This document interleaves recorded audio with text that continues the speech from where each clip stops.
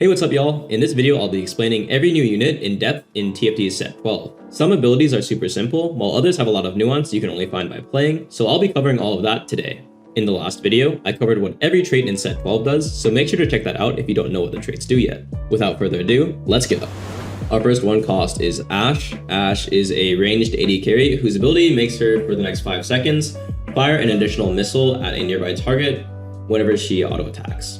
So this is going to be the effect of Runan's Hurricane basically, and it scales with a percentage of her AD based on her star level. So this makes Rageblade really good on her because you get to cast her ability a bunch of times, so you have more attack speed, and the effect does stack. Ashe is an Eldritch multi-striker, and you'll notice for both of these traits, there are a lot of low-cost Eldritches and low-cost multi-strikers. You could be able to play a low-cost reroll Ashe comp. Next up is Blitzcrank, which is a super simple melee AP tank. His ability simply gives him a shield, scaling off his HP and AP for 6 seconds. Blitzcrank is a Honeymancy Vanguard, is going to be one of those main tanks for the Honeymancy rerolls, and the Vanguard trait synergizes well with his ability, which gives him a shield. Elise is back as a 1-cost shapeshifter, and she is an AP tank / bruiser. So all of the shapeshifter abilities have 2 ability parts. The first one is when they're going to transform into a second form, and then the second time they cast, and that transformation will proc the shapeshifter HP passive. And then after that, they'll cast their ability, which they will have for the rest of the fight until next fight, where they'll transform back to the original form. So her ability is going to be Petrifying Venom, which is going to stun her single target for 1.5 seconds, and then deal magic damage, and then heal her based on her AP. Her traits are Eldritch and Shapeshifter, which make her scale off HP, and note that her ability damage does also scale off HP. Jax is our second 1-cost multi-striker. He is a melee AP tank. His ability deals a little magic damage to nearby enemies, and then gives himself armor and MR for 6 seconds, scaling off his AP. Additionally, while he has that buff up, all of his attacks are going to deal bonus magic damage based on his armor and MR. So that armor MR buff is going to directly scale up his damage. Jax is going to be one of your frontliners for multi-striker. He's a little tanky, but he's not super tanky. He's more of a bruiser. His traits are Chrono, which gives him AP to scale his ability, and Multi-Striker, which will buff his extra attacks on his passive. Jace is our second 1-cost shapeshifter, and he is an AD fighter. So Jace actually starts as a ranged carry and then transforms into hammer form, which makes him melee. So you can actually place him in the backline and he'll jump to the front. He'll transform into hammer form and then give himself 35 armor and MR, which scales with AP. And then his hammer slam will deal a bunch of physical damage, which is single target. This scales with AD and AP. His traits are Portal and Shapeshifter.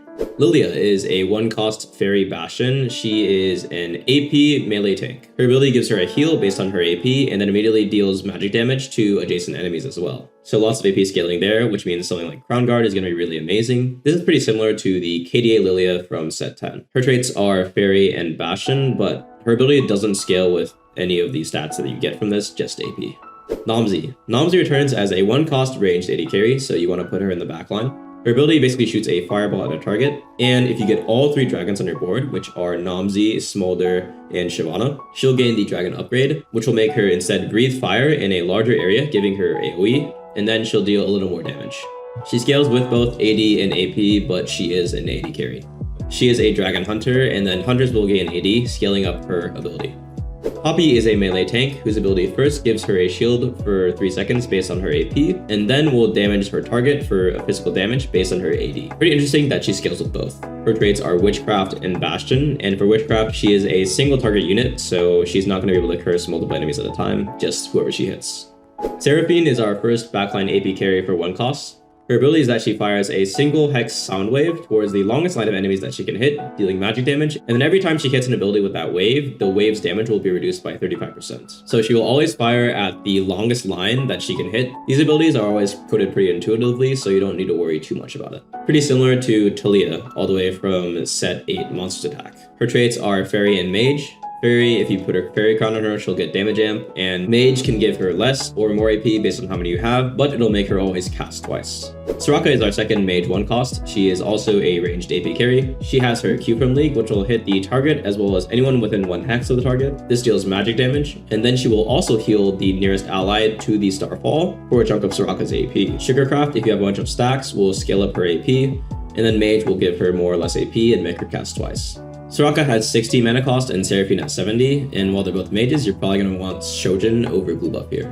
Twitch is a 1-cost ranged AD carry. His ability fires a shard of ice that will pierce through enemies hit, dealing physical damage, reduced by 20% for each enemy hit. Targets are also sundered for 5 seconds, which is armor shred.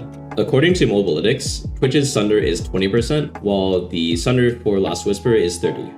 So Twitch has his ult from League, but it only fires a single shard, and it's also not coded as an auto attack, it's a separate ability. This shard will pierce infinitely in a line, but it's not going to try to find the best line for him like Seraphine's ability does. It's just going to shoot at the first person, and if everyone's behind them, they'll also get hit. So Twitch is a Frost Hunter, and Frost will give him AD and AP, which both scale up his ability, and Hunter will do the same with AD.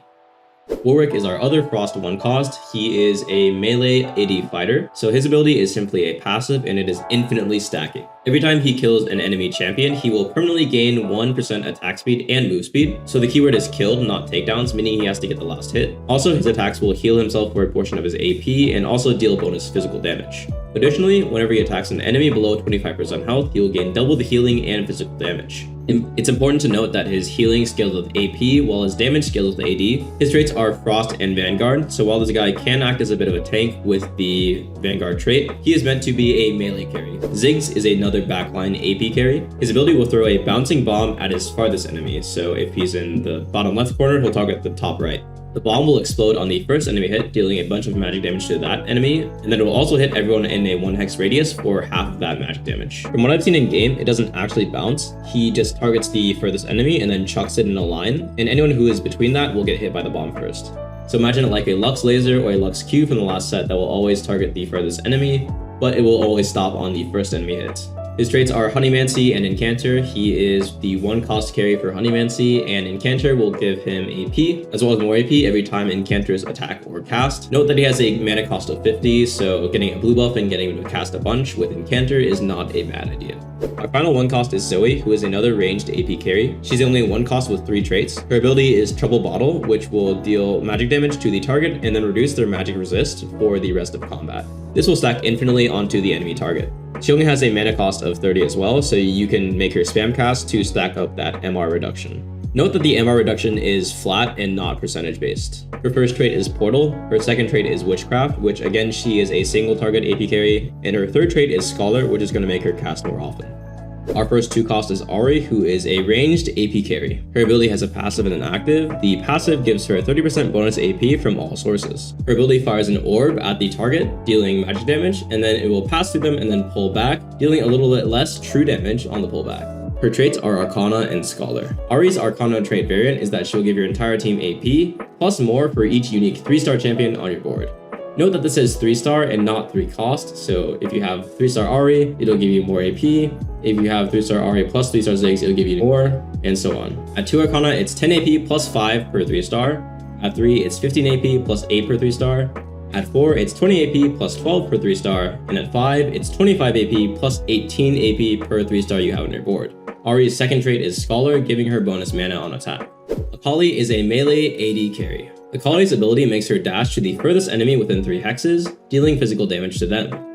Her next 3 attacks will launch kunais at the target, dealing more physical damage. This, unlike other Akalis, is not AoE. The kunai damage is going to scale with AD and AP, with scaling a lot more with AD than AP. She has 3 traits, which are Pyro, giving her attack speed, Warrior, giving her Omnivamp and damage amp, and Multi-Striker, making her attacks proc extra. Cassiopeia is a 2-cost ranged AP carry. Her ability is very simple, where it gives her a buff. For the next 6 seconds, her attacks will instead deal magic damage based on her AP. Her traits are Witchcraft, where the buff attacks will apply the curse, and Incanter, which will give her AP. Galio is a melee AP tank and another triple trait. His ability will reduce incoming damage by a flat amount for 4 seconds, scaling off his AP. So if you're going to get hit by 2 carries, one deals 100 and one deals 120, and then you have 20 flat damage reduction, you're going to take 80 and 100 instead. He will then fire 2 magic bolts that will then converge onto the furthest enemy within 3 hexes, stunning them for 1.25 seconds. Each bolt will also deal magic damage to any enemies they pass through. The damage will also hit the target of the stun. If he casts twice with Mage, the second cast will target a different enemy, so he's not stunning them twice. His 3 traits are Portal, Vanguard, giving him durability and a shield, and Mage, which gives him bonus cast and AP. Another note for Galio is that Portal gives him the shield at the start of combat, blocking the Vanguard durability. Note that the flat damage reduction and a shield are different for Vanguard.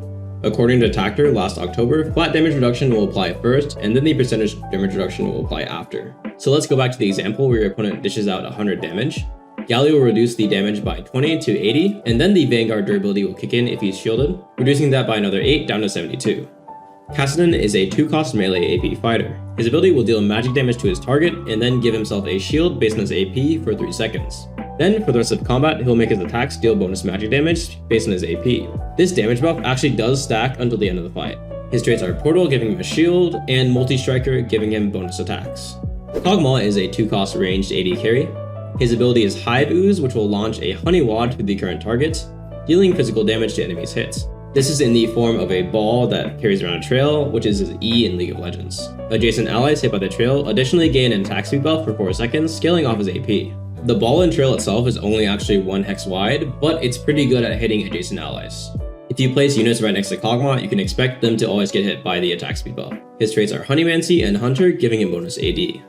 Nyla is a melee AD carry with 2 range. Her ability has a passive, which makes it so that whenever she gets a shield, she gains 75% attack speed for 3 seconds. This makes BT a good choice for her, and a locket next to her is also really good. Her active makes her dash up to 2 hexes away, and then deals physical damage to enemies in a line through her target. She then gives herself a shield based on her AP for 3 seconds, which procs that attack speed buff. Her traits are Eldritch and Warrior, giving her Omnivamp and Damage Amp. Nunu is a melee AP tank. Nunu's ability bites the enemy target, healing for a bunch of health based on his AP, and deals magic damage to them based on his AP as well. He will also chill the enemy bit for 3 seconds, which will reduce their attack speed by 20%. His traits are Honeymancy and Bastion, giving him armor and MR. Rumble is a melee AP bit of everything. He's a tank, he's a fighter, he's utility. His ability makes him, for the next 3 seconds, gains durability based on his AP, and he creates a cone of flame that deals magic damage over the duration, which is 3 seconds, and wounds enemies for 5 seconds. The wound reduces enemy healing received by 33%. I say he does it all because he has 3 traits, which are Sugarcraft, giving him 80 in AP, Vanguard, giving him durability for a shield and a shield at the start, and he's a blaster, giving him damage amp. So Rumble does it all. Shyvana is another 2-cost AP melee tank. She is also a dragon and a shapeshifter. So her first cast will make her transform into dragon form, and then she will gain an aura that deals magic damage per second to adjacent enemies. Her cast will then make her fly to the largest group of enemies within 2 hexes, stunning them for 1 or 1.25 seconds. For Dragon Upgrade, which is when all 3 dragons, which are Namzi, Shyvana, and Smolder, are on your board, will make her heal 0.7% of her max health whenever a burning enemy is damaged by an attack or ability. This is global. She doesn't have to be the one that hits the burning enemy, it can be anyone. And the burning will be supplied by the dragon trait. If you have at least 2 dragons, any dragon attacks and abilities will burn and wound enemies for 5 seconds. Note that Shyvana, unlike the other shapeshifters, only casts once. After she casts, she no longer gains mana and has that permanent aura. Syndra is a ranged AP carry. Syndra's ability conjures a rift onto the target that deals magic damage and 20% shreds for 6 seconds. Shred is going to reduce the enemy's magic resist. Her ability is upgraded the more it is cast through the entirety of the game. After 15 casts, enemies adjacent to the target also will get shredded and take half the magic damage that the target took. After 30 plus casts, for every 30 casts that Syndra has done, she will create an additional rift on a nearby enemy that deals 40% damage. So if you have a Syndra that has casted 150 times, she'll create 5 rifts if there's 5 enemies. Her traits are Eldritch and Incanter, giving her AP. Tristana is a ranged AD carry. Her ability will fire a cannonball at the target, dealing physical damage to the first enemy hit. So if there's someone in front of the target, then they're gonna get hit instead. Whoever gets hit is knocked back 2 hexes and is stunned if they're within 2 hexes of Tristana. She is basically going to act as a safety mechanism against people who are jumping onto the backline. Her traits are Fairy, giving her HP, and Damage Amp if you give her the crown, and then Blaster, which gives her Damage Amp. The final 2 cost is Zilean, which is a ranged AP caster. Zilean's ability is Time Bomb. He will throw a bomb onto the target, dealing instant magic damage and stunning them for 1.25 seconds. When the stun ends or the target dies, the bomb explodes, dealing magic damage to the target and a little less magic damage to adjacent enemies. Adjacent is just going to be around it in a 1 hex range, so his ability will actually hit once on impact and then again after the stun. However, the first contact is only going to be damage onto the target. He has 3 traits, which are Frost, giving him AP and AD, Chrono, giving him AP, and Preserver, either healing him or giving him mana. Our first 3 cost is Bard, who is a ranged AP carry. His ability launches a magic missile at the target that will bounce 4 times between enemies, dealing magic damage to enemies hit. Every enemy that is hit will also take 10% more damage from all sources for 3 seconds. So Bard can carry, but also debuffs enemy units. The way the bounce works is that every time it bounces, it will try to find the next closest person that hasn't been hit yet, so the projectile will always bounce 4 times no matter how far away the enemy is. Bard has 3 traits. The first is Sugarcraft, giving him AD and AP. The second one is Preserver, and the third one is Scholar, giving him bonus mana on attack. So he's going to get mana from both Preserver and Scholar, making him cast a bunch. Ezreal is a 3-cost AD carry. His ability has 2 parts. First, he will dash into the ideal spot. And what the ideal spot means is that he's going to prep himself to blast in a line. The ideal spot is basically the angle where he can shoot the most amount of people in one blast. He'll then fire the blast at everyone, dealing physical damage reduced by 20% for each enemy hit. This blast scales with AD and AP, scaling much more with AD. The actual width of the blast is about 1.5 hexes, but he'll always dash to the ideal angle to hit as many people as possible. His traits are Portal and Blaster, with Blaster giving him damage amp after his cast. This damage amp does of course apply to his cast. Hecarim is a 3-cost melee AD fighter. His ability is twofold. His passive reads on takedown of the current target, which is kills or assists. If Hecarim's next target is out of range, he will then charge to them, dealing physical damage. This charge damage actually scales more with AP than AD, but it is physical damage. His active ability gives him a buff, which makes his attack cleave adjacent enemies for bonus physical damage. So he's going to auto-attack the actual target for base damage, and then deal bonus of physical damage to anyone around them. Hecarim's Arcana variant gives any champions that are holding an item 8% durability or damage resist, and an amount of attack damage that scales with how many Arcanas you have. At 2 Arcana, it's 10%, at 3, 25, at 4, 45% AD, and at 5, it's 70%. His second trait is Passion, giving him armor and MR, and his third trait is Multi-Striker, proccing those extra attacks. These extra attacks will have that cleave bonus if his active effect is active. Hwei is a 3-cost ranged AP carry. Every third cast, he additionally paints 2 extra bolts on the lowest percent held enemies regardless of range.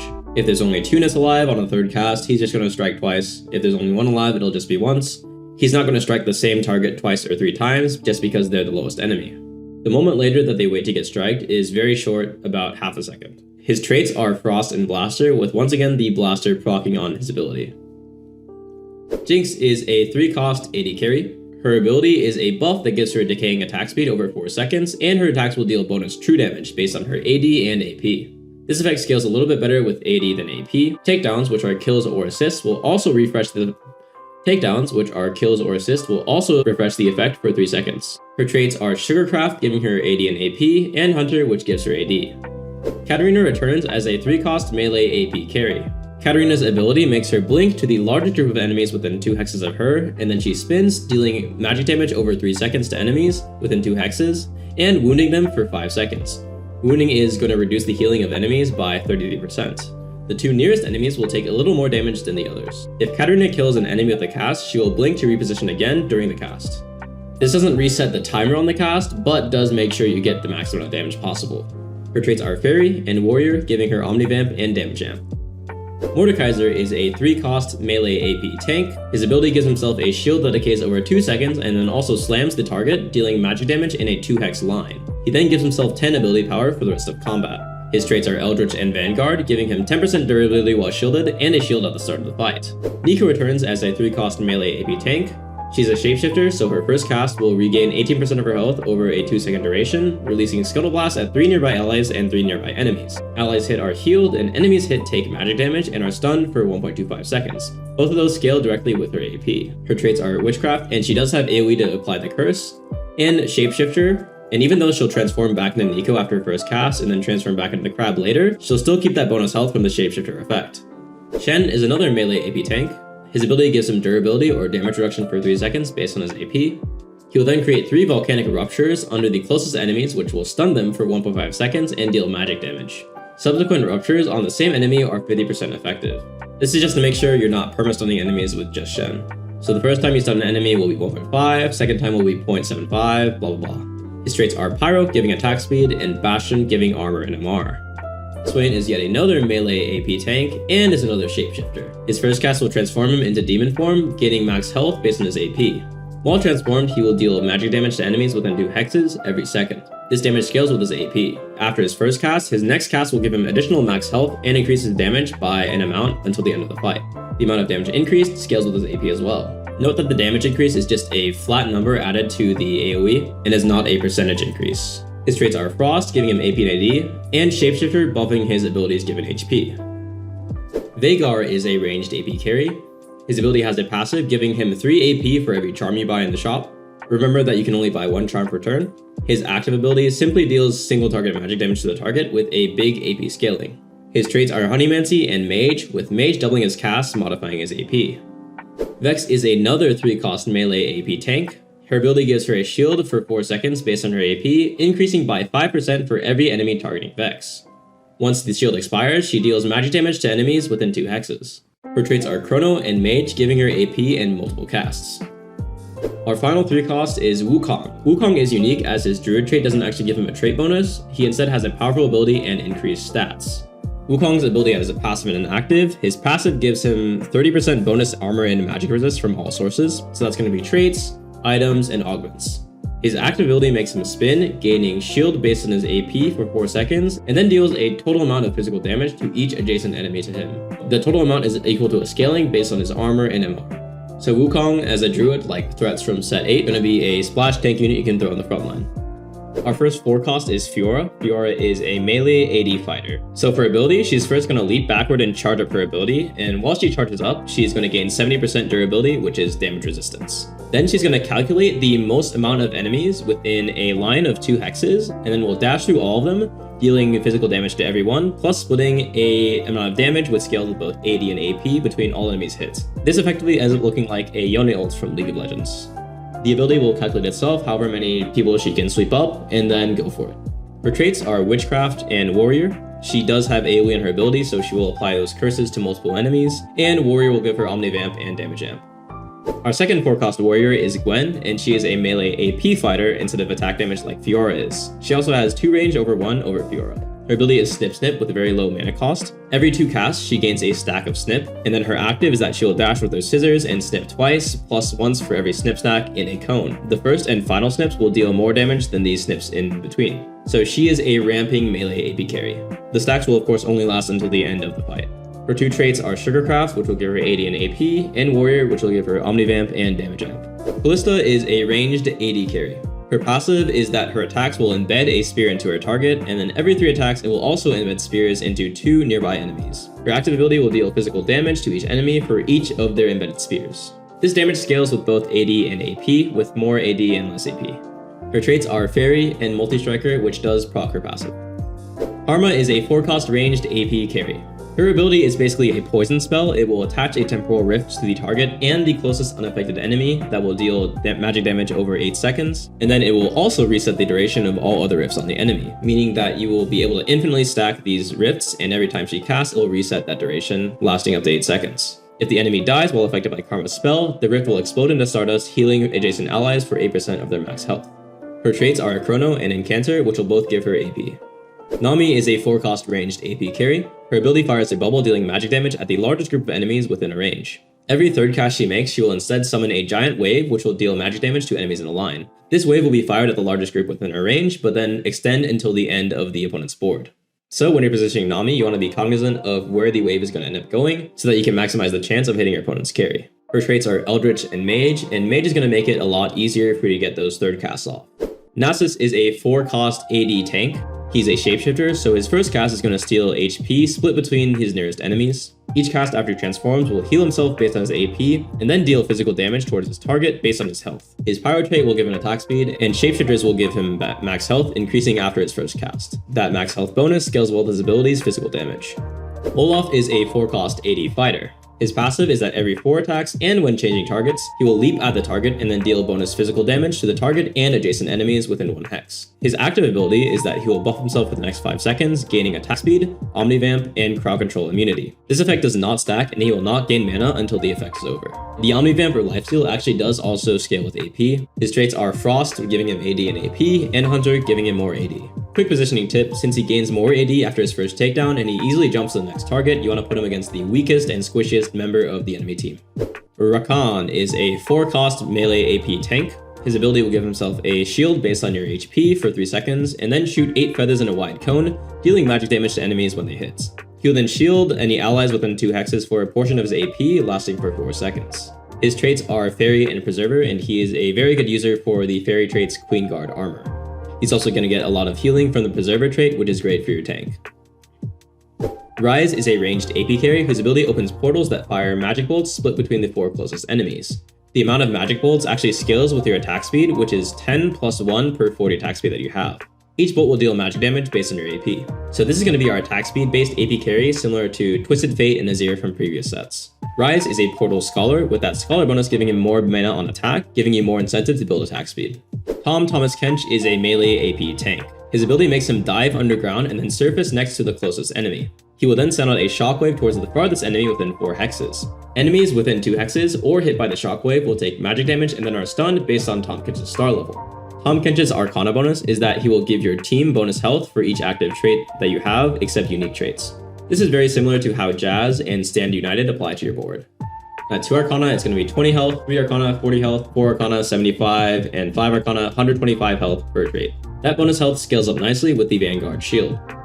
Taric is another 4-cost melee AP tank. Taric gives himself durability or damage resistance based on his AP for 4 seconds, and then it also attracts nearby enemy projectiles. At the end, he will then release a Nova that deals magic damage based on his magic resistance in a 2-hex range. So this is effectively a taunt, but it's for all enemy projectiles, counting attacks and abilities. The attraction zone for magnetizing enemy projectiles is a 1-hex radius around him. His traits are Portal and Bastion, with the Bastion MR scaling up his damage. Varus is a ranged AD carry. His ability will make him charge up and then fire a supernova at the largest clump of enemies within attack range plus 1 hex. The Nova will deal physical damage to the target and adjacent enemies. It will then explode into a cluster of fireballs, with each fireball dealing physical damage. So the supernova will hit the target plus the area around the target in 1 hex, while the cluster of fireballs will only hit the area around the target and not the target itself. It's a 2-part damage spell where the area around the target gets hit twice. Both parts of the spell scale with both AD and AP, with the AD scaling much higher. Note that his ability has a very long cast time, and his trait Pyro already gives him attack speed. His blaster trait will also give him damage amp, increasing whenever he casts his ability. Let's get to the 5 costs. Starting off with Briar. This is Briar's first time in TFT, and she is going to be a triple trait melee AD carry. Briar's ability will make her dash into the largest group of enemies, dealing physical damage into enemies in a 2x radius and then stunning them all for 1.25 seconds. She'll dash into the biggest group regardless of how far away she is. Then she will enter a frenzy, gaining attack speed which scales with her AP, Omnivamp, also known as Lifesteal, and it will cause her attacks to deal an additional bonus physical damage, scaling off her AD to the target and any nearby enemies, so she'll get AoE attacks. If she's already in the frenzy, her ability cast will instead empower her next attack to chomp, dealing bonus physical damage. She's a shapeshifter, so after her first cast, when she dashes, she will remain frenzied for the rest of the fight. So she's not gonna like dash on the group and then attack them and kill them and then dash again. She will just dash once and then remain in that frenzied form for the rest of the fight. Briar has her unique trait, which is Ravenous, so she will gain 0.6% damage amp for each player health you are missing. So if you have 100 player health, which is the base, you will not gain any bonus damage amp. If you have 70 player health, you're going to get 18% damage amp on her because you're missing 30. This does counteract healing augments like Tiniest Titans, but it does scale correctly with Tiny Titans if you take it 2-1. So if you start at a base of 130 player health and you get lower, you're actually going to gain more damage amp on Briar than you could have if you only had 100 base health. Additionally, to the stat bonus on your item bench, you're going to gain a light snack from Briar. And what you can do with this is if you place the snack onto her like you'd be placing an item, you will give her 150 max health permanently in exchange for 3 of your player health. So if you want to, you can pay 3 of your player health per turn to give her a bit more HP and damage amp through that passive. But you're going to be sacrificing your health, which may lead you to a lower placement.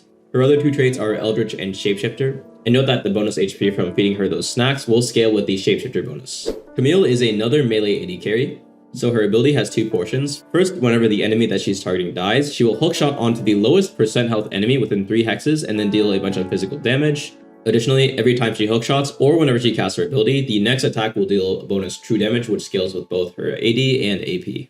Note that she will target the lowest percent health, not the lowest base health. If you have strong damage onto their backline, you can get her to hookshot onto the backline pretty easily, since it's a lot easier to get squishy targets to lower percent health. Her active ability, she will jump onto her target and then create a cage, which will knock back and stun enemies adjacent to the target for 1 second and also deal physical damage to them. She will then create a 1-hex zone around that target for 4 seconds, and while she's in the zone, she will gain 30% durability, also known as damage reduction, and 200% attack damage. That attack damage buff will directly scale with her passive hookshot damage, the true damage bonus for attacks after abilities, and her ability damage itself. Her traits are Chrono and Multi-Striker. Chronos will give her AP to give her more true damage on her passive. And multi-strikers will give her bonus attacks. Diana is a melee AP fighter, so for her ability, first off she will dash within 2 hexes around her to hit the most enemies possible, healing herself for a portion of her AP. If she's already full HP, any excess healing will become a shield that lasts for 3 seconds. Then she will deal magic damage to enemies around her. She'll deal more damage to enemies directly around her within 1 hex, and then a little less damage to enemies 2 hexes away. Additionally, every other cast, she'll create a snowfall zone that will chill all enemies near her and heal all allies in it for 3 seconds. Any excess healing on them will also become a 3-second shield. The healing is going to be over 3 seconds rather than instantly, so you just divide the AP scaling by the seconds, and that's going to be the tick rate for the healing. And what chilling is for the enemies that get hit is that it will reduce their attack speed by 20%. This is the same effect as Eternal Winter. So the zone appears every other cast or every 2 casts, which means the first cast will have no zone, but the second one will, and so on. And if you're wondering what the Snowfall zone is, it's the entire board. Her traits are Frost, which will give her AP scaling for her ability, and Bastion. Milio is a 5-cost ranged AP caster. His ability will give 2 completed items to any of your allies with no open slots. He will then throw projectiles at the nearest 3 enemies, which deal magic damage. As you can see in this clip, the item delivery priority is units that are closest to the 3 items will get them first. If your units have the same amount, then the closest units to Milio will get items first instead. If your ally already has 3 items, they will gain a stacking 12% damage amp that lasts for the rest of combat. So if your full team is kitted, he will start throwing the damage buff to your 2 nearest allies. Additionally, it says he will occasionally also find something special in the backpack. What this actually means is that his ability can randomly print gold or item components that last permanently for you, similar to Lysandra from last set. I don't know what that rate is yet, we'll probably have to find out later on Mortdog's Twitter. His traits are Fairy and Scholar, where Scholar will give him more mana for more casts. Morgana. Morgana is a 2-ranged AP carry. Her ability will give her a big shield scaling with AP and summon a swarm of a bunch of bats. The bats will seek out the 4 closest enemies within 3 hexes and then deal magic damage based on every bat that hits. This bat damage will also be true damage to enemies below 25% health. So the way that the bat summoning works is that the TFT battlefield is a square. She will summon a bat onto each corner and then 1 bat between each corner. So that totals up to 8. And then the bats are going to fly in from their starting position into the 4 closest enemies. The bats will simply just hit the first person that they fly into and then dissipate. Morgana's unique trait is Bat Queen, so whenever Morgana's bats kill an enemy, they will have a 45% chance to abduct a 1-star copy of it. What this means is if the roll hits, they will copy a 1-star copy of that unit that they killed onto your bench. So this is basically free money for you. That copy will go onto your bench, and it's just like if you bought that unit from the shop. You can sell it or you can play it if you have slots. So if you kill a 1-star 5-cost Dyna, it'll give you a Dyna that can sell for 5 gold. Whereas if you kill a 3-star Ziggs, it's going to give you a 1-star copy of that Ziggs, which will only sell for 1 gold. Her other 2 traits are Witchcraft and Preserver, and she is a very good applier of that curse because her ability will very frequently hit the cornered carries of your opponents. If you have Witchcraft 8, that will result in a 2-second stun, which is really strong. Norra is a ranged AP caster. Her ability is Portalpalooza, which will launch a ball at her current target, which will explode, coloring a 1-hex area around the target for 5 seconds, which will deal magic damage over the duration of that 5 seconds. If the ball lands in an area that was already colored, it will instead bounce to a new location within 2 hexes. So Norra is a big splash damage over time character, and with her mage trait, she is going to be constantly throwing out those paintballs that will splash onto different areas. The area that she paints is a 1-hex radius around the target in a big circle. Norra's unique trait, Best Friends, also gives you Yuumi on your board. Yuumi is a second semi-unit which you can attach to your own units. You can attach her by clicking her and then dragging her onto one of your units, similar to how you would pick the Fated bonus in set 11. Yuumi has a separate ability from Norra. Every 4 seconds, she will heal the attached ally based on Norra's AP, and then grant them either 6 ability power or 6 attack damage based on their roll, and will double the bonus if the ally ended up full health after the heal. So the healing will scale with Norra's AP, but the bonus attack damage and AP given will not. Norra's other traits are Portal and Mage. Smolder is a 5-cost ranged AD carry. So instead of standing still, his passive will make him fly around and attack the nearest enemy. This is similar to Asol from set 3. Smolder's flight path is that he will fly from left to right and then right to left in a continuous loop. He will attack the nearest enemy in range based on his position in the flight path and on the board. So you're not going to see him fly a path around the entire board, mostly on your side. His ability gives him a buff for 50% attack speed and replaces his attacks with fireballs that deal more physical damage, scaling with AD and AP. If Smolder has the Dragon upgrade, which happens when you field all 3 dragons on your team, each fireball that Smolder shoots will also heal himself for an amount of health. This healing doesn't scale with any stat other than his star level. He is a Dragon Blaster, with 2 dragons giving him the Burn and Wound, 3 dragons giving him the Dragon ability, and Blaster giving him damage amp. The blaster burst of attack damage is whenever he gives himself that buff. So an interaction to note about Smolder is that his ability active buff lasts for 6 seconds. However, blasters only gain the damage amp increase for 3 seconds after casting their ability. Meaning for the 6-second duration of the ability, only the first 3 seconds are going to have that damage amp, and then you're going to have 3 seconds without the damage amp, and then after the buff ends, he will reset his mana to 30, so then you won't have that damage amp until he casts again. Our final 5 cost is Xerath, who is an AP ranged caster. Xerath's ability launches 10 arcane blasts at random enemies that each deal magic damage. The real secret is his traits. So for the Arcana trait, Xerath's bonus is that all of your team's abilities will deal true damage for every 3 charms you purchase this game. The amount of true damage scales with each level of Arcana that you have. His other trait, Ascendant, gives you the chance to get more powerful Ascendant charms in your shop. The odds will increase by 10% after every player combat up to 50%, and whenever you buy an Ascendant charm, the odds will reset. After playing, Ascendant charms are actually rolled differently from charms. They are rolled for every shop that you roll, so you can actually be offered a regular charm and then an Ascendant charm on the next roll. Here is a list of all of the Ascendant charms that I've run into. They have a slightly different texture than the other ones in game. Ascendant charms generally have more powerful effects than regular charms do.